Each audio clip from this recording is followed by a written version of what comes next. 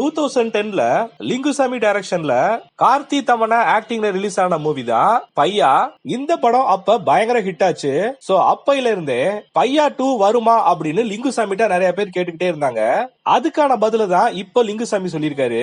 அதாவது பையா 2ஓட கதையை ரெடி பண்ணிட்டேன், அது மட்டும் இல்லாம இந்த கதையை கார்த்திகிட்டே சொல்லிட்டேன். அதுக்கு கார்த்தி என்ன சொல்லியிருக்காருன்னா, இந்த படம் ரிலீஸ் ஆகி 2024ஓட 14 வருஷம் ஆயிருச்சு. அதனால நான் அப்ப இருந்ததுக்கும் இப்ப இருக்கிறதுக்கும் என்னோட ஃபேஸ்லயும் பாடியிலயும் நிறைய டிஃபரன்ஸ் வந்துருச்சு. அதனாலதான் பையா 2 படத்துல யோசிக்கிறேன் அப்படின்னு லிங்குசாமி கிட்ட சொல்லியிருக்காரு. சோ அதனால லிங்குசாமி என்ன பிளான் பண்ணிருக்காருன்னா, பையா 2 படம் கண்டிப்பா ரிலீஸ் ஆகும், காருமே கூட அதே மாதிரி மாடல் தான் யூஸ் பண்ணலாம்னு இருக்கேன். ஆனா கார்த்திக்கும் தமன்னாக்கும் பதிலா வேற ஒரு ஆக்ட்ரஸ போட்டு இந்த படத்தை எடுக்க போறேன்னு சொல்லியிருக்காரு.